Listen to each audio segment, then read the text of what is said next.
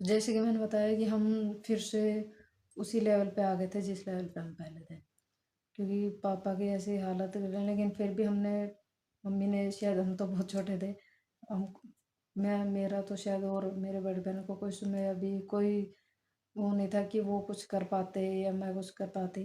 तो मम्मी ने भी काफ़ी कोशिश की, जैसे जो भी हम वो कपड़ा वगैरह थे वो घर से ही बेचने के लिए शुरू कर दिया, घर पे ही जैसे कि, लेकिन फिर भी ऐसा इतना वो नहीं हो पा रहा था कि हमारा खर्चा या हमारे पढ़ाई का, हमारे घर का, पापा की दवाई वगैरह, उनका हॉस्पिटल का जो भी बिल था वो कर पाएँ। तो उस वजह से पापा की तबीयत कुछ ज़्यादा ख़राब रहने लगी थी, और फिर जो बड़ी बहन थी वो काफ़ी बड़ी हो रही थी। तो पापा को लगा कि अब शायद यहाँ रहना ठीक नहीं है, हम फिर से अपने शहर चलते हैं, अपने गाँव चलते हैं। तो ऐसा पापा ने काफ़ी ज़िद की, मम्मी ने मना भी किया, लेकिन फिर भी पापा बोला कि अब यहाँ रहना मेरे लिए बिल्कुल सही है, मुझे नहीं लगता कि मैं यहाँ रह के कुछ भी करूँ। अगर पापा फिर से ये कहने लगे कि अगर कल को ऐसा ना हो कि मुझे कुछ हो जाए, तो तुम यहाँ किसी को जानते नहीं, पहचानते नहीं, बच्चे बड़े हो रहे हैं, तो ऐसा कुछ करके कुछ भी फैमिली को, जैसे बहुत सारे इश्यूज़ होते हैं। तो उस दौरान फिर हमको वहाँ से छोड़ना पड़ा, पंजाब छोड़ना पड़ा। फिर वहाँ से छोड़ के हम फिर से वहीं आ गए, जहाँ हरियाणा में तो बड़े हो गए। तो हमारे जो मेरी बुआ थी, फूफा जी थे, तो उनका बहुत ज़्यादा अच्छा कॉन्टैक्ट था मेरे पापा का और मेरे फूफा जी का। तो जैसे मेरी बहनें तो बड़ी हो रही थी, मैंने आपको बताया, तो पापा के हालात भी कुछ ज़्यादा ख़राब से रहने लगे थे। तो पापा ने सोचा कि जो, अगर मैं हूँ तो अच्छा है कि मैं अभी अपने हाथों से कुछ इनका कर दूँ। तो ऐसा करके जो पापा ने, जो फूफा जी थे उसको कहा, और उनको हमारी दोनों बहनों की रिश्ता कर दिया और उसकी शादी की तैयारी करने लगे। तो जैसे उनकी शादी हुई 2000 में, मेरी बड़ी बहन की दोनों की शादी हो चुकी थी।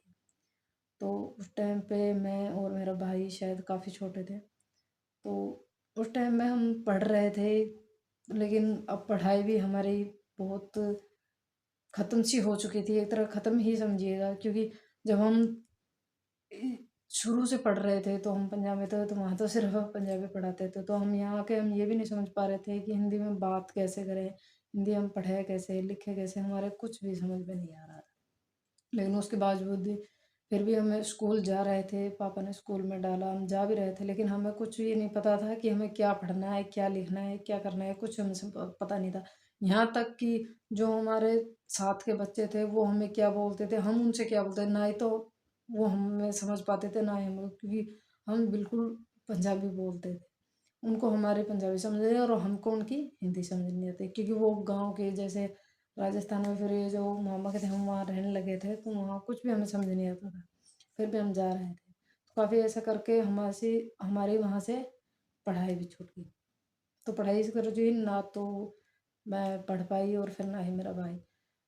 तो उस टाइम में हमने शायद 5 क्लास तक हमने अपनी जो पढ़ाई थी कंप्लीट कर सक पाए थे, और उससे आगे की पढ़ाई हमने बिल्कुल छोड़ दी थी, बंद कर दी थी। जो जैसे भाई था उसको भी, तो वो कहते हैं ना कि कुछ ऐसी हमें वो मिल जाती है, कमेंट मिल जाती है कि उसके होने से हम एक अलग ही टीम में जाना शुरू हो जाते हैं। तो उस टाइम में ऐसा ही हुआ, जो कि मेरा भाई था, उसको ऐसी सोसाइटी मिल गई थी कि कुछ गलत से लड़के उसके साथ, उनके रहना सहना अच्छा नहीं था। तो उसके साथ साथ वो भी थोड़ा अलग होता चला गया।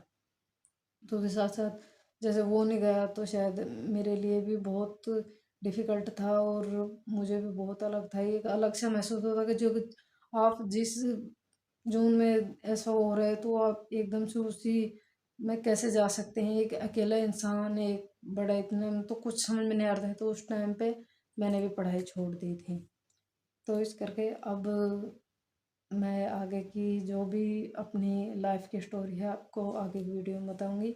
और ये जो मेरे आगे की स्टोरी जानने के लिए प्लीज़ मेरे चैनल को सब्सक्राइब करिएगा और लाइक कीजिएगा।